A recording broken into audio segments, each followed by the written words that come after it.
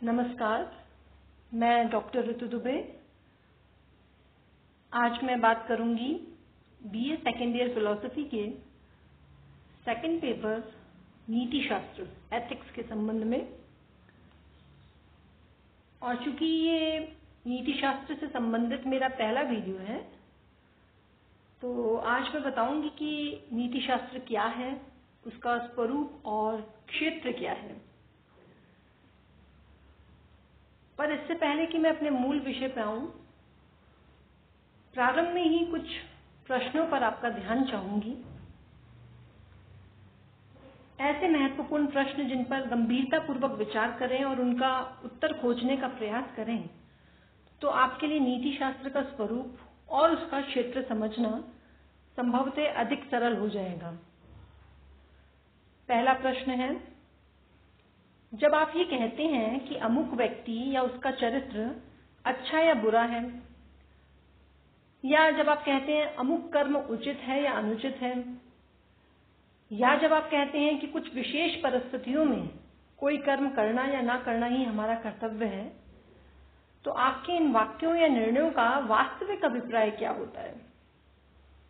दूसरे शब्दों में कहूं तो जब आप अपने दैनिक जीवन में अच्छा, बुरा, शुभ, अशुभ, उचित, अनुचित, कर्तव्य आदि शब्दों का वाक्यों में प्रयोग करते हैं, तो इन वाक्यों के द्वारा आप कहना क्या चाहते हैं? दूसरा प्रश्न है कि क्या आपने इस प्रकार के निर्णयों को सत्य प्रमाणित करने के लिए तर्कसंगत या ठोस कारण प्रस्तुत कर सकते हैं? यदि हाँ, तो वे कौन से कारण हैं और उन कारणों को उचित या तर्कसंगत क्यों माना जाना चाहिए? तीसरा प्रश्न है, क्या मनुष्य को कुछ कर्म करने या ना करने की स्वतंत्रता है? क्या उसे अपने कुछ विशेष कर्मों के लिए उत्तरदायी माना जा सकता है? यदि हाँ, तो उसे क्यों, कहां तक और अपने किन कर्मों के लिए उत्तरदायी मानना आवश्यक है? प्रश्न चौथा है कि मनुष्य होने के नाते हमारे कर्तव्य क्या हैं और उनका निर्धारण किस आधार पर और किसके द्वारा किया जा सकता है? पांचवा प्रश्न है, क्या हमारे समस्त कर्मों का उद्देश्य केवल अपना सुख और हित होना चाहिए, या हमें दूसरों के सुख या हित के लिए ही सब कुछ करना चाहिए? यदि अपने और दूसरों के सुख और हित में संतुलन बनाए रखना आवश्यक है, तो फिर इस संतुलन का आधार या उपाय क्या है? और छठा प्रश्न है कि क्या मानव के जीवन का कोई परम लक्ष्य या अंतिम साध्य है? यदि हाँ, तो ये परम लक्ष्य क्या है और इसे कैसे प्राप्त किया जाना चाहिए? क्या दूसरों की चिंता किए बिना मनुष्य को जीवन के इस परम लक्ष्य को प्राप्त करने का प्रयास करना चाहिए? मानव जीवन के इन्हीं आधारभूत प्रश्नों और ऐसे ही अन्य अनेक प्रश्नों पर नीति शास्त्र या नैतिक दर्शन व्यवस्थित रूप से विचार करता है और उनका समुचित और संतोषप्रद उत्तर खोजने का प्रयत्न करता है। तो अब हम समझते हैं कि आखिर नीति शास्त्र क्या है। क्या नीति शास्त्र की कोई परिभाषा दी जा सकती है? तो बिल्कुल, नीति शास्त्र की एक सर्वमान्य परिभाषा दी जा सकती है, जो इस प्रकार है कि नीति शास्त्र वह मानकीय या आदर्श मूलक विज्ञान है जो सामाजिक जीवन व्यतीत करने वाले सामान्य मनुष्यों के आचरण या ऐच्छिक कर्मों पर निष्पक्ष और व्यवस्थित रूप से विचार करके उनके संबंध में उचित, अनुचित या शुभ अशुभ का निर्णय देने के लिए मापदंड प्रस्तुत करता है और इस निर्णय के आधार के लिए कुछ मूल सिद्धांतों या मानकों या आदर्शों की स्थापना करता है। अब देखिए, नीति शास्त्र की ये जो परिभाषा है बड़ी संक्षिप्त प्रतीत हो रही है, लेकिन ये वास्तव में बहुत व्यापक है। इस परिभाषा को भली भांति समझने के लिए हमें इसको विभिन्न खंडों में विश्लेषित करना चाहिए। ये जो विभिन्न खंड हैं, ये इस प्रकार हो सकते हैं कि पहला, नीति शास्त्र एक विज्ञान है। दूसरा, यह एक आदर्श मूलक विज्ञान है। तीसरा, यह केवल मनुष्यों के आचरण पर विचार करता है। चौथा, यह समाज में रहने वाले सामान्य मनुष्यों के आचरण के संबंध में ही निर्णय देता है। और पांचवा, कि ये कुछ मूल सिद्धांतों या आधारभूत आदर्शों की स्थापना करता है। अब जरा हम विस्तार से नीति शास्त्र की परिभाषा के ये जो खंड हैं इन पर विचार करते हैं। तो सबसे पहले तो ये कि अधिकतर विचारक नीति शास्त्र को विज्ञान मानते हैं। क्यों? क्योंकि इसमें विज्ञान की मुख्य विशेषताएं पाई जाती हैं। किसी विषय, वस्तु या घटना का यथासंभव पूर्ण, क्रमबद्ध और व्यवस्थित विवेचन करना और साथ ही पूर्ण से या निष्पक्ष होकर उससे संबंधित सत्य का अनुसंधान करना, यही तो विज्ञान का प्रमुख उद्देश्य होता है। इस प्रकार क्रमबद्धता, निष्पक्षता, वस्तुनिष्ठता और सत्य की खोज विज्ञान की प्रमुख विशेषताएं हैं और अधिकतर दार्शनिकों का मानना है कि ये सभी विशेषताएं नीति शास्त्र में भी विद्यमान हैं। नीति शास्त्र भी मानव जीवन से संबंधित नैतिक समस्याओं पर निष्पक्ष और व्यवस्थित रूप से विचार करता है। वह मनुष्य के स्वभाव और उसकी क्षमताओं के आधार पर इन समस्याओं का स्पष्टीकरण और समाधान करने का प्रयत्न करता है। साथ ही मानव जीवन के पथ प्रदर्शन के लिए कुछ मूल सिद्धांतों या आदर्शों की स्थापना करने का भी प्रयास करता है, इसलिए उसे विज्ञान मानना उचित ही है। दूसरा बिंदु यह है कि नीति शास्त्र विज्ञान है, ये तो सिद्ध हो गया, पर प्रश्न उठता है कि नीति शास्त्र किस प्रकार का विज्ञान है? क्या वो वस्तुपरक या विवरणात्मक विज्ञान है या फिर वो मानकीय या आदर्श मूलक विज्ञान है? तो इसका उत्तर यह है कि नीति शास्त्र वस्तुपरक या विवरणात्मक विज्ञान न होकर मानकीय या आदर्श मूलक विज्ञान है। जो विज्ञान किसी विषय, वस्तु या घटना का मूल्यांकन न करके उसका केवल तथ्यात्मक वर्णन करते हैं, यानी जो जैसा है वैसा बताते हैं, उन्हें विवरणात्मक विज्ञान कहा जाता है। जैसे कि वनस्पति शास्त्र, बॉटनी, वो एक विवरणात्मक विज्ञान है क्योंकि वह पेड़ पौधों का उसी रूप में वर्णन करता है जिस रूप में वे पाए जाते हैं।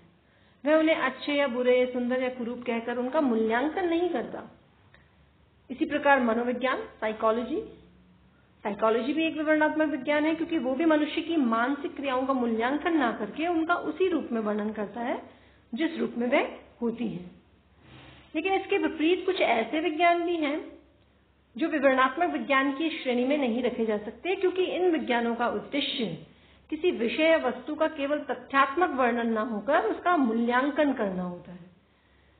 ऐसे सभी विज्ञानों को मानकीय या आदर्श मूलक विज्ञान कहा जाता है क्योंकि मूल्यांकन किसी मानक या आदर्श के दृष्टिकोण से किया जाता है। किसी वस्तु का मूल्यांकन करने का अर्थ यह निर्णय करना है कि वो वस्तु उस मानक या आदर्श के अनुरूप है या नहीं। जैसे जब हम किसी वस्तु को सुंदर कहकर उसका मूल्यांकन करते हैं, तब हम ये निर्णय दे रहे हैं कि जो वस्तु है वो हमारे सौंदर्य के आदर्श के अनुरूप है। तर्कशास्त्र, सौंदर्य शास्त्र और नीति शास्त्र ऐसे ही आदर्श मूलक विज्ञान है। नीति शास्त्र का उद्देश्य हमें यह बताना है कि हम किन नियमों, सिद्धांतों या आदर्शों के आधार पर किसी कर्म को उचित या अनुचित और किसी व्यक्ति, उसके चरित्र को शुभ या अशुभ, अच्छा या बुरा कह सकते हैं।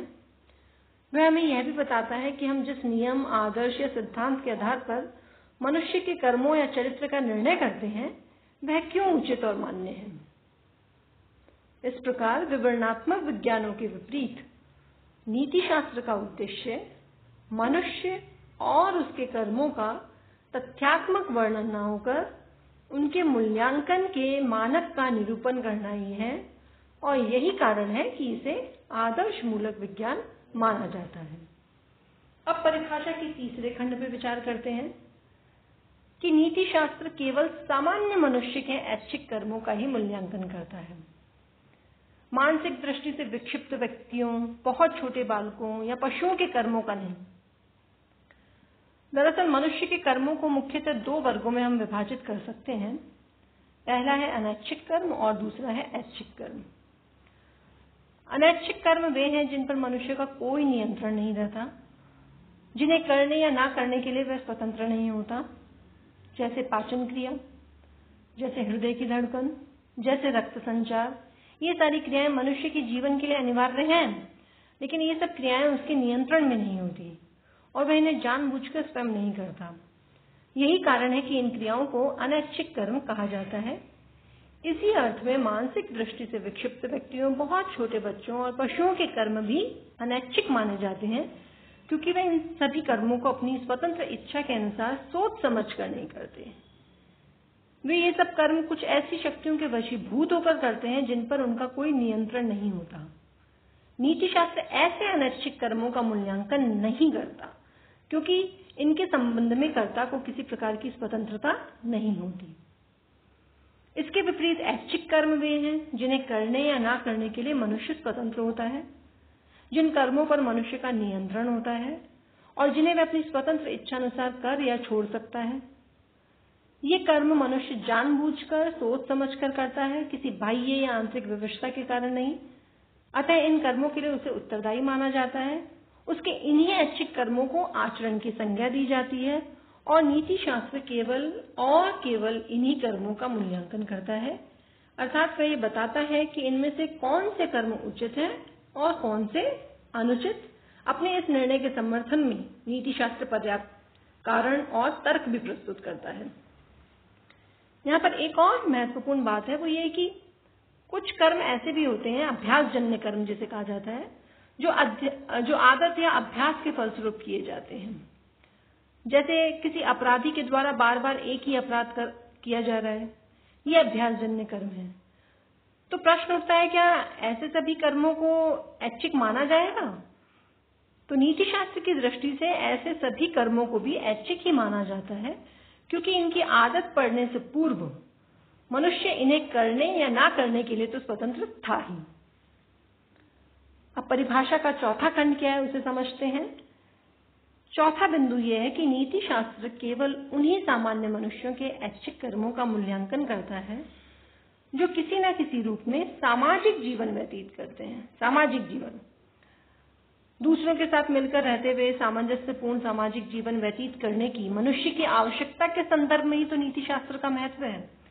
यदि मनुष्य बिल्कुल अकेला रहता और उसके कर्म अन्य व्यक्तियों के कर्मों को ना तो प्रभावित करते और ना उनके द्वारा प्रभावित होते, तो नीति शास्त्र की आवश्यकता ही नहीं होती। परंतु सभी सामान्य मनुष्यों को जन्म से मृत्यु तक किसी समुदाय में रहकर सामाजिक जीवन बिताना पड़ता है। फलते उनके अधिकतर कर्म किसी न किसी रूप में एक दूसरे के जीवन को अवश्य प्रभावित करते हैं। मनुष्यों की इच्छाओं, आकांक्षाओं, उद्देश्यों और स्वार्थों में भेद और विरोध के कारण उनमें परस्पर संघर्ष भी उत्पन्न होता है, जिसके परिणाम स्वरूप व्यवस्थित और सामंजस्यपूर्ण सामाजिक जीवन बहुत कठिन हो जाता है। वस्तुतः इसी कठिनाई को दूर करने के लिए नीति शास्त्र का विकास हुआ है, जो ऐसे नैतिक नियमों या सिद्धांतों का निर्माण करने का प्रयत्न करता है जिनके द्वारा समाज में यथासंभव अधिकाधिक व्यवस्था और सामंजस्य की स्थापना की जा सके। इस प्रकार स्पष्ट है कि सामाजिक जीवन व्यतीत करने वाले सभी साधारण मनुष्यों के लिए नीति शास्त्र का विशेष महत्व है। और अब हम आते हैं परिभाषा के आखिरी खंड पे, 5वें खंड पे, कि सामाजिक पृष्ठभूमि में ही नीति शास्त्र मानव जीवन के पथ प्रदर्शन के लिए कुछ मूल सिद्धांतों या आदर्शों की स्थापना का प्रयास करता है।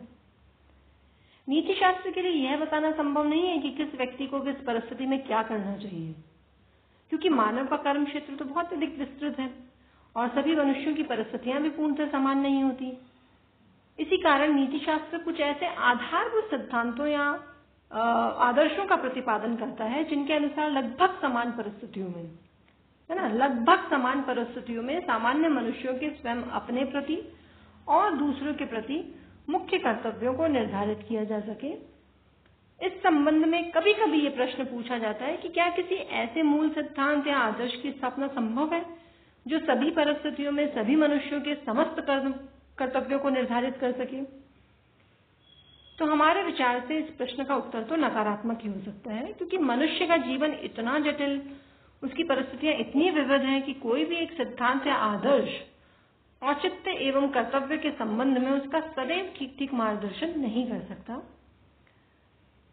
परंतु नीति शास्त्र कुछ ऐसे आधारभूत नियम, आदर्श या सिद्धांत अवश्य प्रस्तुत कर सकता है जो सामान्यतः मनुष्यों को ये बता सके कि उन्हें किन मूल कर्तव्यों का और क्यों पालन करना चाहिए।